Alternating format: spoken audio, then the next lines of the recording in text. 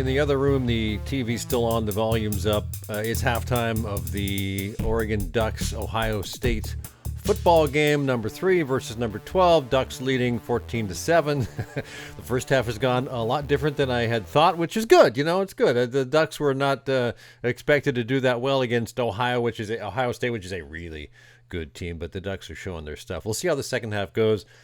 Anyway, here we are at the Trade Show Guy Monday Morning Coffee. My name's Tim Patterson, and you can find us at TradeshowGuy.net. The other sites are linked from there, including Trade Show Guy Exhibits, Trade Show Guy Blog, the 2 books I've got as well. It's all right there. Just go to TradeshowGuy.net. So let's get right to it. A couple of months ago, 3-4 months ago, I had Shep Hyken on, great speaker, author, fun guy to hang out with. He's got a new book out, and when we spoke earlier in the summer, maybe at the end of spring, he said, hey, my new book's coming out in September.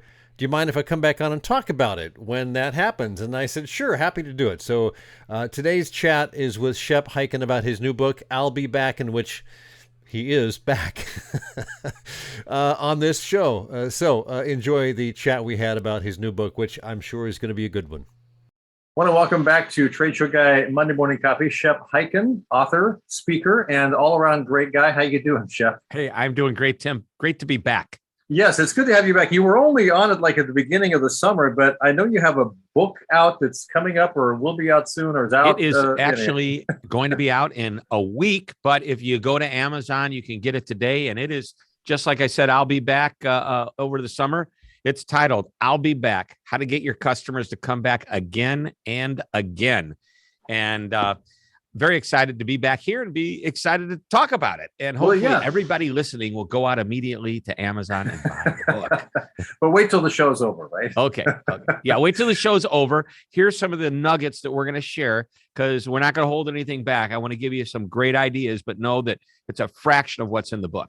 So this is your 7th or 8th book. I'm lost Number count. 8. Maybe you've lost count too. Oh, you're counting. Well, oh no, I remember. Believe me, I remember every one of them. Every single one of them. I have no That's doubt. Like saying, yes. how many kids do you have? Let me see. I've lost count. I don't remember. Well, when you get up past a dozen, name? right, yeah.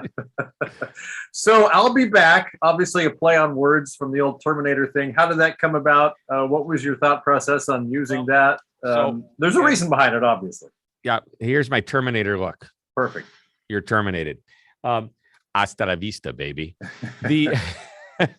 So there originally, when I started out, there was nothing. It had nothing to do with the Terminator. And about 3 paragraphs into writing this, I'd already come up with the idea. And I'll share with you why I decided to write this book and why I titled it in a moment. But after about 4 paragraphs into even the outline, I realized, hold on. I'll be back. Who made these words famous? Yeah. Arnold Schwarzenegger in Terminator. In Terminator 1, it was not good. When he said, I'll be back, he was coming back to blow up the police station. But in number 2, I'll be back, he was coming back to help save the day. And there's some other I'll be back lines used in movies, which are hilarious. And I think he's figured it out. Very, very smart dude. I just saw a great video on YouTube about he's saying, he didn't want to say, I'll be back. He says, I can't say that. He struggled over it. He goes, can't I say, I will come back? No, you got to say, I'll be back. So it turned out to be great. Anyway, why this book? So a few years ago, I'm with a client and they're talking about how they measure success. And we're talking about all the traditional measurements like customer satisfaction scores. You know, are you 1 to 10, happy with the product, happy with the service, the net promoter score? What's the likelihood that you'd recommend? And he says, we use all those and they're really important. But the one measurement that's most important to us is to actually measure the behavior. Does the customer actually come back? And I go, oh, that's brilliant, because everybody's measuring a history lesson. You know, that's what that is. What did you do yesterday? Give me a rating on that. Now, history is really important. And I don't suggest you stop doing that kind of surveying because it lets you know in the moment what's going on and what you need to fix, or maybe what's going right. So what you need to keep. But looking at the behavior is a different thing. Now, this particular client was in the hair salon business. They had over 1,000 managers and owners of salons in the audience. And basically they were trying to get different customers that were just coming in for the first or second time into the cadence of a regular customer based on what their needs are. Somebody might get their hair colored once every 6 weeks or once every 3 months or whatever. I don't know. As you can tell, I wouldn't know much about going to a salon. How often somebody comes in once a month to get their hair cut. So what they're trying to do is move customers into a behavior, a cadence of regularity. And I thought that's brilliant. And I actually wrote an article in Forbes about this, and I may have even written it in my newsletter. But it's been in my mind for a long time. And I thought, I've got enough new content that would help drive the I'll be back, experience. Mm-hmm. That's where the whole book came about. So one of the big lessons is the book is the most important measurement, and that is behavior. Right. Not just are they willing to recommend us, were they happy with us, that kind of thing. So I want that's the first one of the big lessons in the book. Another one of my favorites is I love the foundational concepts I put into every book, which is about creating, and we've talked about this on past interviews, talk about creating that moment of magic, managing that interaction, making it better than average, and how amazement, if you are predictably and consistently, even just a little above average, your customers say things like, I love doing business with them. Why? Well, they always get back to me quickly. They're always so knowledgeable. They're always friendly. That word always followed by something that really is a normal expectation. But the fact that it actually happens all the time, the way a customer would want it done. And it's not hard to do that. You just have to focus and concentrate on it. That's what drives amazement. So, and then from there, we launch into all kinds of new content. Well, very cool. So you also talk about like repeat customers versus loyal customers. Oh, yeah. Is there a difference between that? I'm guessing it is. Yeah. Yeah. Big difference, because people confuse repeat business with loyal business. When I say people, I'm talking about somebody that works at a company, business CEOs, even. They don't. So here's the point of that chapter is we need to recognize the why. First of all, we love repeat business. I'm just going to tell you, you want repeat business. Even if they're not loyal, go for the repeat business. Right.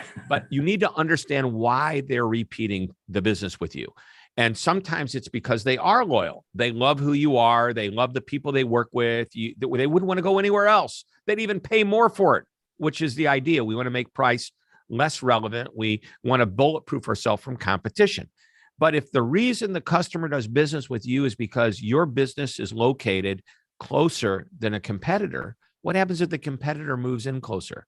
If the reason they do business with you is because you've got a great, people call it a loyalty program, and I think that's a misnamed program. It should be a repeat business program or a marketing program, because if I work at a restaurant or I own a restaurant and I give you a card when you come in that says, hey, on the 5th time you're in here, I keep punching your card, on that 5th time, free meal, which basically is a 20% discount if you look at it that way. Right? Okay.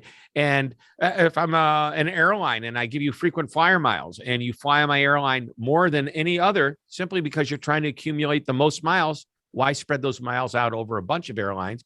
When you put it all in one, you get your trips faster, right? The free trips. Sure. But if all the airlines took away the miles program, would you still want to fly on that airline? If there was no perk other than just us. And so we need to understand, why does a customer come back to us? And maybe it's because we have low prices. Maybe, and I talked about this with the salon owners. I remember that in the salon business, if I get my hair cut and I'm really drawn to Tim, let's say you've been cutting my hair for 3 years and you keep thinking I come back because I love the salon. No, I love Tim Patterson. Yeah. That's why I come back. And if Tim goes to move to a different salon, there's a pretty good chance I'm moving with Tim. But still, I'm totally cool with that, because if Tim is truly representing my salon or my business, and it could be a B2C or B2B business, it doesn't matter. Tim, you may be my inside sales rep at a manufacturing company, and I love you. Just recognize that I love the company because of the employees, not necessarily what they sell or what their price is. And when you understand the why behind the reason people buy, you have a much better chance of keeping them as repeat customers, if not even loyal customers.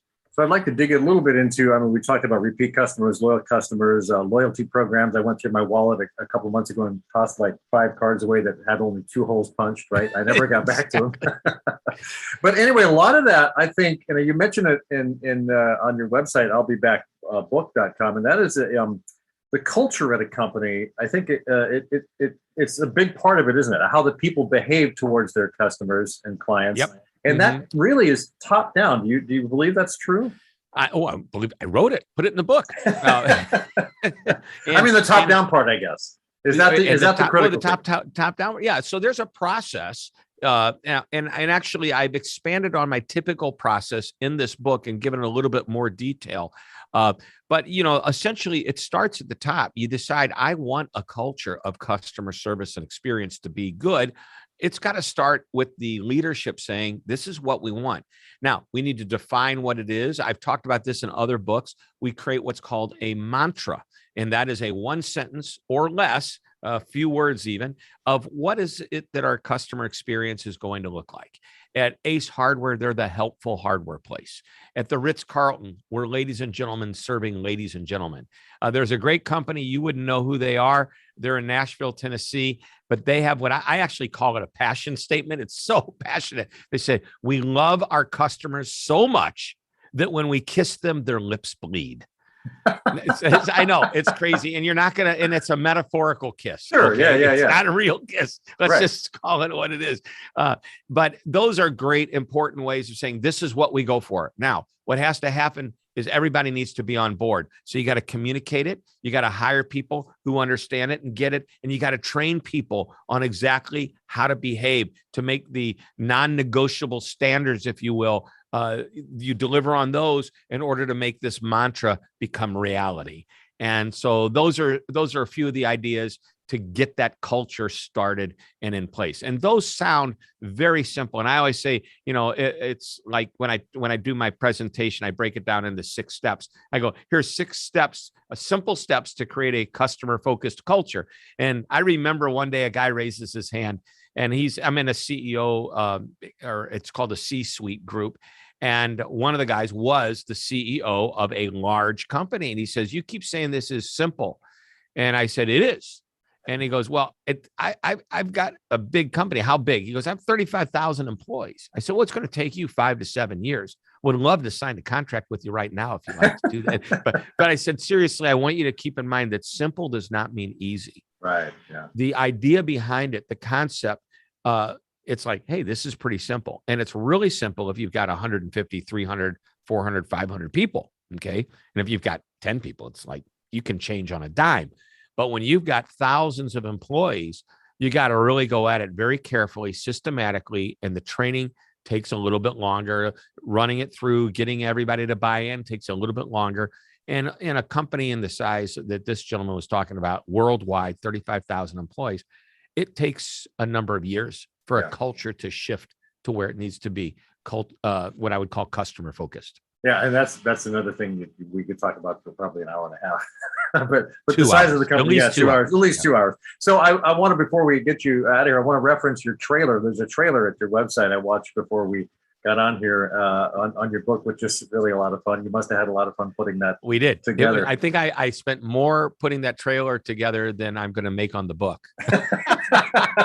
There's like a drone shot, right? There's a drone shot at the beginning. And so here, the website is titled I'llBeBackBook.com. Now, I'm going to share something with the listeners if they've made it this far into our show. We're 1 week before the book officially launches. Now, you can go to Amazon right now, buy the book, and I believe there are copies that they're sending out before the launch date. However, if you buy the book through my website, if you're outside the U.S., you can still buy it from my website. It's just going to be a little bit more postage and handling. But you charge you the regular retail price. We include tax. We include shipping. Unless you're out of the country, then we just charge you a little bit more for shipping. And if you buy it now, you'll also get the ebook at no extra charge, and that would be immediate. So if you happen to go to I'llBeBackBook.com, and by the way, there is no apostrophe in a website address. So it looks like it'll be back. It'll be back. It'll be back. Okay, I'll be back. So, it'll be back. I'll be back book. Make sure you put that word book in there. I don't know what you're going to get if you just type in I'llBeBack.com. I don't you want might to get know, an Arnold Schwarzenegger message. It could be a message from a past president that wants to be president again. I don't know, but you never know.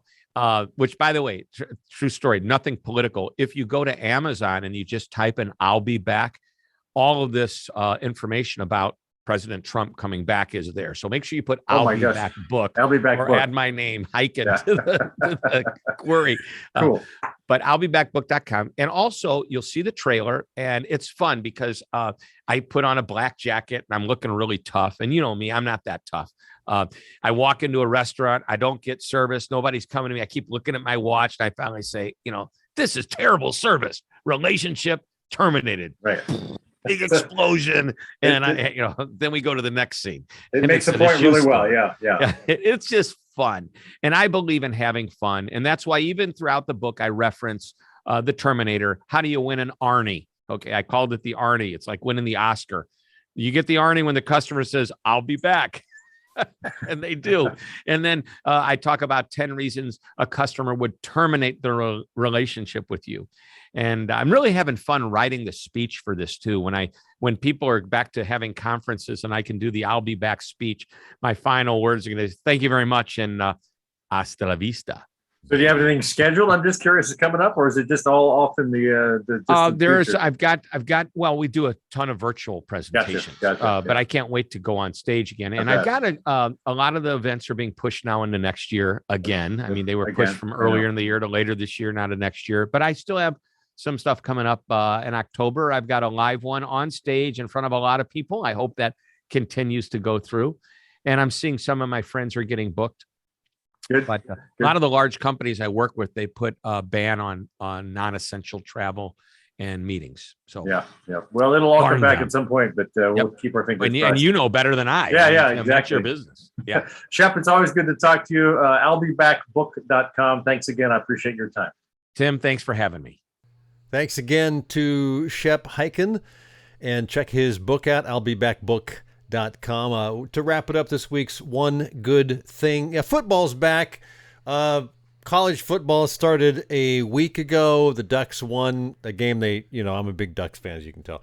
The Ducks won a game that they were supposed to win. They barely won it. As I mentioned today, they're playing, by the time you see this, the game will be long over, and we're looking to the next week. But also, I'm a big Seahawks fan. NFL starts this weekend as well. So I'm in the zone. I'm in the football zone. It's funny because I didn't used to be that much of a football fan. Probably 25 or 30 years ago. In fact, I was kind of anti-football. I was like, oh man, it's a rough sport. It's not a good sport. And then I started hanging out with a good friend who played football. He's very astute at observing what's going on, and I learned a lot from him about football. And I kind of like the beauty, the elegance of the game, as well as the roughness of it. It's interesting to watch. I never played football. I take that back. I played football for 2 days in the 8th grade. I wanted to play football. I was very small. I was like barely 5 feet tall, and the other kids were like, twice my size. And I went through 2 days of getting the crap beat out of me in the 8th grade. I said, you know what? I'm going to stick with basketball and skiing. So anyway, one good thing, football's back. Have yourself a great couple of weeks. We'll do this again. Trade Show Guy Monday Morning Coffee. I have no idea what will happen in 2 weeks, but that's the way it is. The future is unwritten, but we'll see you then. Thanks for watching.